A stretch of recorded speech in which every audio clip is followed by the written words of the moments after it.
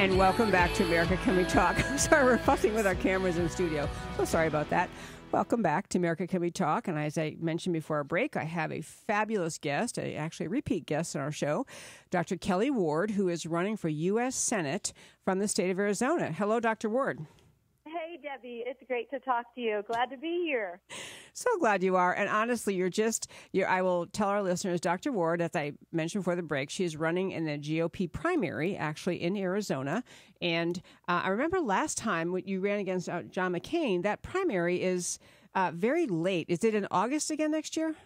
It is. It's right at the end of August. And so we've got a lot of time to build up name ID and campaign cash and resources that we need to be able to win. But yes, we go through everyone else's primaries almost until the very end, and then Arizona has our primary. I kind of like that because it really gives your voters there a long time to keep on thinking about it and to challenge an incumbent like Jeff Flake gives, who's got, not as great name recognition, I guess, as John McCain, but he's been there for, actually, how long has he been in office? Is this his first term as Senate? No. It's his first term in the Senate, yes, but he was in the House for 6 terms.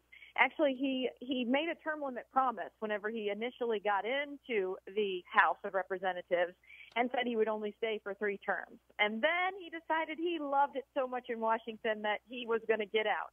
And he was asked by reporters,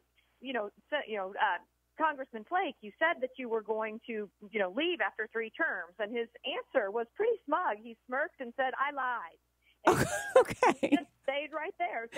Stayed right there. Okay. Well, Kelli, first of all, I love that you're running. I do want to hear a lot about what your campaign is doing, but I also want to tell you that we have a new thing we started on our show where we have people can call in ahead of time and leave recorded questions. And so when I did my promo this week, I mentioned you're going to be in and left the number. I actually got some calls I would love to play. And I believe Greg, my board operator extraordinaire, has these ready. The first one was just about Obamacare, but I don't know if you're able to get to that one. Debbie, this is Sandy Ammons, and I love your program. Love you are a rock star and really have helped keep me so informed. I do have a question for Dr. Kelli Ward, and I was really disappointed when she ran and came up short against John McCain when it was the 2016 primary. And I would like to know what kind of facts or data or polling information or what that makes Dr. Ward feel more confident going against Jeff Flake this time. What kind of data gives her that boost and that confidence to go forward and to run against him this time? I'd love to know that. And thanks again for your show, Debbie. Bye. Okay, so Dr. Ward, I think we didn't play the question we meant to, but that's a good question too. Okay. But so actually, I think I'd love to hear how you're sizing up your race so far statistically. Yeah.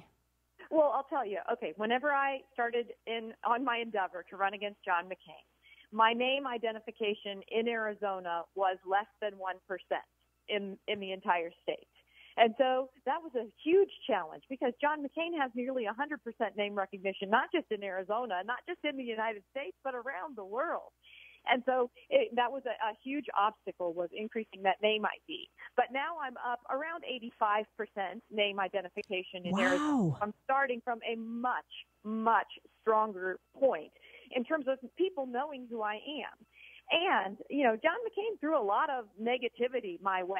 He attacked me on many things in very untruthful manners. Said I was not for the military. My husband's been in the military for 33 years. Said that I didn't want law enforcement to do their job simply because I support the Fourth Amendment. Many, many misleading things. However, in the post-election analysis, we found that no matter what negativity he threw my way, none of that has really stuck to me. They weren't able to tarnish me and tarnish my character, my reputation, and the things that I've done over the time that I was in the Arizona State Senate. And so that's very good as well because people have a very positive outlook about me. And so, we're starting from a very strong place. The last poll that was done actually shows that I'm up 7 points on Senator Flake. And so those things all bode very, very well. People are really sick and tired of the establishment. They're sick and tired of the people who have been in Washington for year after year after year and not getting anything done. And so, I think 2016 was a learning year for me, but it was also a time for the forgotten man and woman to take the beach when we elected Donald Trump, and now we've got to storm the beach and take the hill in 2018. I know that Jeff Flake was pretty popular as a congressman, and then he took John Kyle's Senate seat, still very popular, and things aren't quite the same for him. But what specifically about him, what he's done in office as senator, makes you see him as vulnerable? When he ran in 2012 for the Senate for the first time, he ran as a full spectrum conservative, social and fiscal conservative. He was supported by groups like Senate Conservative Fund and the Club for Growth. And he was sold to all of us, to voters, as this person who was going to go in there, and he was going to be similar to Ted Cruz or Mike Lee or Rand Paul. And he has been a complete and utter disappointment. Not only has he not joined with those the senators that I consider the strongest, those three, he's actually actively fought against them on issue after issue after issue. Things that he's done specifically. He voted for TPP. That is, that's bad for Americans, bad for American jobs, and he still voted right for it. The most egregious is that as soon as he got into the Senate, he joined the Gang of Eight, the amnesty bill, and pushed for, he's an open borders amnesty senator. I call him the sanctuary senator. Now, some people call him the spineless senator. I call him the sanctuary senator because he is definitely not opposed to sanctuary cities, not opposed to welcoming people into our country who have broken our laws. He's definitely not on the side of the Americans or put America first. And then last but not least, Debbie, I want to mention, because right now we've got a lot of problems with judges, judicial activism, things that are happening in the judicial side of the government. And so if you look at two judges or two lawyers, I'll say in particular, Loretta Lynch. Loretta Lynch is in the news again because of all of the Comey hearings. Jeff Flake was one of very few Republicans who voted for Loretta Lynch and who voted for her in committee, along with Lindsey Graham, who gave us Loretta Lynch, which I think is appalling. But even maybe worse, he also was one of either two or three Republicans in the entire Senate that voted to confirm Judge Orrick. He's the judge that's on the bench in California who, number one, prevented the immigration travel order, that the president's executive order. He put a stop to that. And if that weren't bad enough, he also has stopped the Center for Medical Progress, the group that has infiltrated Planned Parenthood in guerrilla-style journalism, and exposed what Planned Parenthood is really all about. Abortion, and he has prevented those videos from being released. And if it weren't for people like Jeff Flake and his moderate, squishy compatriots, we wouldn't have had either of those people in the position of power that have now caused problems for the American citizen and for conservatives who value life.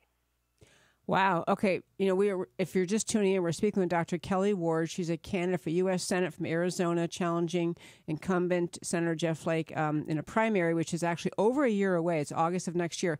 We have only a minute and a half here, but one thing you said really surprised me, Kelli. You were talking about the Senator Flake taking a position that was kind of weak on the border. I listed some of the things I couldn't write fast enough, but kind of weak on the border. Has he come out against the wall? And if he has, where does Arizona stand on that? Yes, he is definitely against the wall. He has said that there's no appetite for building a wall, as well as no appetite for repealing Obamacare, by the way, in the United States Senate. And the people of Arizona, especially the conservative Republican people of Arizona and the people who have immigrated to our country legally, they want that border secure. They want our state sovereignty, they want our national sovereignty, and they want American citizens to be safe. And the only way we do that is by securing that border and stopping the assault, the invasion of illegal immigration into our country that's affecting everything from healthcare to education to public safety to corrections to our very American culture. So I think that's going to be one of the biggest obstacles Jeff Flake faces because we are on completely opposite sides regarding border security. Just got to love that. Kelli, we were headed up to a break here. I think you're willing to hang on for 4 minutes. We'll come back after the break. We're talking to Dr. Kelli Ward, candidate for U.S. Senate. Don't go away. And welcome back to America Can We Talk. This is Debbie Georgatos. I'm joined my roundtable tonight by Penna Dexter and Wade Miller. Love having them here. And we have online still Dr. Kelli Ward, who is a candidate for U.S. Senate and just a fireball conservative and fun to talk to. Kelli, I mentioned to you we have these call-in questions, and I have another one I want to play. And someone had left a message, a question for you relating to Obamacare. Hello, Debbie. This is Paul from Dallas, Texas. Just really enjoy your show. Wanted to give you a call. Wanted to see if you could ask Debbie, had a question for her, of what her view of the right approach to deal with Obamacare is. So if you could ask Kelli what her view of the right approach to deal with Obamacare is, that would be greatly appreciated. Thanks so much, Debbie, and have a great night. Okay, so Obamacare, one of the biggies. So where are you in all this mess in Washington, Obamacare? Well, first I want to tell you that I think Sandy and Paul are great that they called in. They are exactly right. You have an amazing show, and you do amazing work informing the country. So I want to make sure to get that out there. And I think it's a great idea to have people call in early because they can't always call in during the time of the show. So that's wonderful. I thank you for giving people that access. Now, in terms of Obamacare, I'm a family physician. I have been in the belly of the beast, having to deal with government intrusion into my practice and into the care that I'm able to give to my patients. So I've been opposed to Obamacare from the beginning. It's actually the reason why I ran for office for the first time when I went into the Arizona State Senate, was to do everything I could to stop that monstrosity, because it's an assault on healthcare liberty and healthcare freedom in our country. Now, the Republicans have been promising us for almost a decade, for about 7-8 years, telling us that if we just had the House and the Senate and the White House, we would be able to fully repeal Obamacare.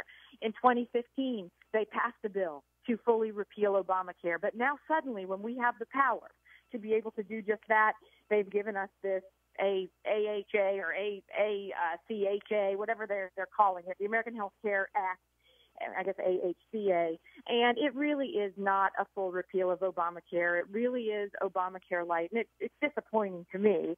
But whenever the Freedom Caucus says that's the best that we can do, because there are some good things in it, I tend to believe them, even though I'm disappointed that that's the way things have gone. I was proud of our congressman from Arizona, one of the few that voted against it, Andy Biggs, because he ran on a platform of full repeal, and he knew that he was unwilling to lie to his voters and vote for something that was not what he promised he was going to deliver. Now it's over on the Senate side, and we're hearing people like Senator Jeff Flake say that there isn't an appetite for full repeal of Obamacare.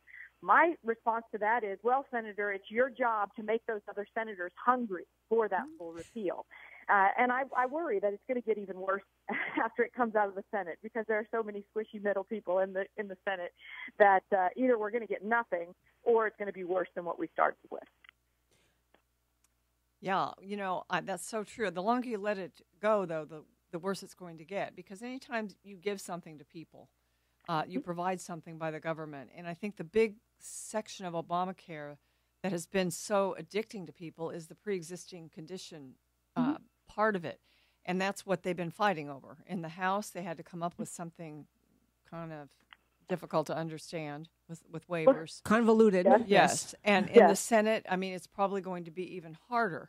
But the longer we allow this thing to sit out there, and people are just used to having the government basically subsidize and pay for their health care, then the harder it's going to be to repeal. And we may even, Dr. Ward, be at a point where, and maybe the senators are debating this now, whether, some sort of a compromise where there is some of Obamacare left. I know that's horrible to even say and think when you're a conservative, but I know that the senators are speaking, and you even hear the word compromise coming out of Ted Cruz's mouth. So what about that? You do. You have to make compromises, but you also have to think about what are your core principles. Now, everybody knows that you can't have insurance that occurs after the problem starts. Just imagine if we allowed people to buy homeowners insurance after their house burned down, or they could buy car insurance after they rolled their car over and totaled it. it just doesn't work, and it doesn't work in healthcare either.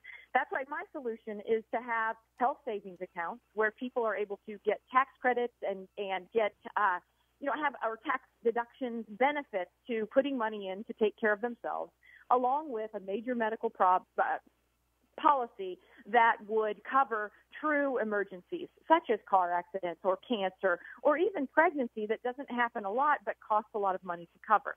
So if we could get the government out of the way and we could allow the free market to work without government interference and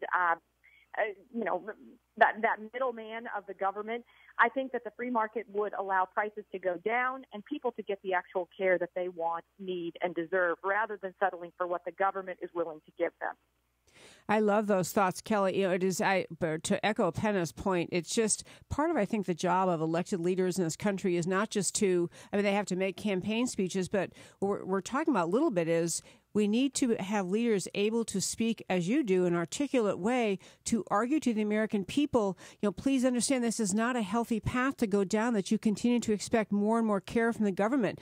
I mean, you need to lead among the senators in Washington, and you need to lead in your speeches to the American people to help them see the bigger picture of what happens if everyone relies on the government for health care, that it becomes something like the British have, like you're going to have to, in some way or another, you're going to have to parse it out, and some people aren't going to get it, and some people are. I mean, I love that you're a doctor and can be a voice like that. Well, I thank you, Debbie. And, it's funny because you hear people talking about, especially people on the left, the progressive, the Bernie Sanders people, the Hillary Clinton people who say, I would have died had it not been for Obamacare. Now, at that point, maybe they were able to get insurance. However, if we get completely socialized medicine, there will be rationing. It will be extreme, and all of those people are not going to get care. They're either going to be waitlisted or told that they can't have it at all. Why do you think people from Canada and from all over the world who live in places that have socialized medicine travel to this great United States to get treatment for cancer, for heart disease, for rare illnesses that are not being taken care of in their country? Because up to this point, we've allowed the free market to work so that they could come. But if we ruin what we have the potential to ruin healthcare for not only America, but the entire world.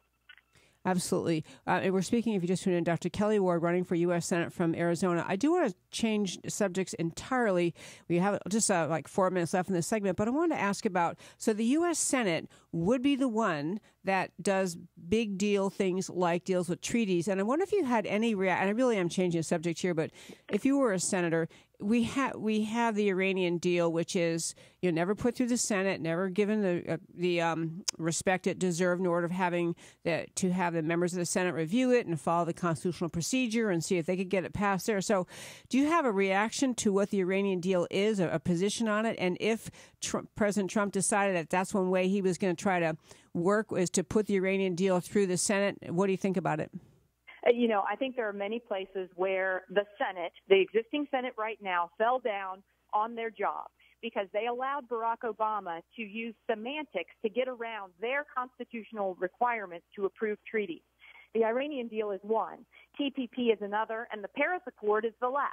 And so those were all deals that were done in an unconstitutional manner that President Obama was able to push through, and none of our senators were strong enough to say, no, we are not going to do it. I think all of those deals, if he even tried to make them, then the Senate should have said, we are going to take this up as a treaty, and we are going to determine whether or not we're going to pass it and whether or not we are going to fund it. I think the Iranian deal in particular is one of the worst things that we have done as a country in maybe ever, because it is very dangerous to not only our biggest ally, Israel, but to the entire world. To give a regime that is so far out the access to nuclear weapons is appalling. It's an appalling thought. As we are weak, Obama weakened the United States, and he was allowing one of the biggest enemies of the world to strengthen their nuclear capabilities. So that was just completely and totally uncalled for. So I hope that President Trump takes that in hand and that the Senate stands up and has a backbone and does their constitutional duty whenever these things come forward in the future. I love that. In fact, I saw a list. People writing lists about what President Trump should focus on now instead of letting the news cycle just go on and on and on with Comey, Russia, collusion, blah, blah, but just take charge. One of them that people were suggesting is, why doesn't President Trump just go ahead and put the Iranian deal to the Senate? I cannot tell you how much I love that idea. Because, it belonged there, and the debate, obviously President Obama didn't send it to the Senate because he knew he couldn't get it approved. And it would be a fabulous signal, not just to, it would be a signal of strength on part of President Trump. It'd be a signal to the world that we're not going to, so you're agreeing with me. I do. I agree with you. And I'm very disappointed that people like John McCain, who said he's the most important man on the Republican side in foreign policy in Washington, D.C., that when Barack Obama did what he did not stand up strongly and denounce it and refuse to participate. Whenever those pallets full of money were being dropped into Iran, there wasn't a word from any of our senators, really. They were relatively silent as that was happening, as we were delivering hundreds of billions of dollars into the hands of terrorists and terrorist harborers in that part of the world. Absolutely. Okay, and another completely unrelated question again, but you are just, I know your last campaign, a fireball, you go all over the state, you have all sorts of rallies, and you go to all sorts of community events. What are the top issues people tell you when they talk to you about running for Senate? What are they worried about? Border security and stopping illegal immigration. It's imperative not only in Arizona, but around the world. Stimulating our economy and make sure that it grows so that we have great jobs for American citizens. Repealing Obamacare is still at the top of their list. Fixing the VA. Fixing the VA is also still really at top of the mind for people on the campaign trail. Those are the things that I hear day in and day out, along with term limits. They are tired of people who have been in Washington for way too long. They're tired of the insiders, and they're tired of people who aren't supporting President Trump and the initiatives he put forth on the campaign trail, and the people in our party who are trying to obstruct him. Love it. Kelli Ward, tell our listeners, please, where to go if they want to support you or learn more about your campaign. Very good. KelliWard.com, KelliWard.com. You can do everything there. You can sign up to get emails, not just for you, but for you to forward. You can sign up to join our Twitter, our Instagram, and our Facebook, of course, and have some really great interactions, not only with me, but also people who support or don't support me. And there is a donate button. So, of course, anybody who wants to click that, it would be amazing because Jeff Flake has the establishment money behind him, trying to maintain the status quo. I think many of your listeners are trying to say that the status quo has got to go, and they can help me by doing it. Chip in the cost of a morning coffee or a donut. Love it, Kelli Ward. We're out of time. Thank you so very much. Love talking to you. Folks, come back after our break.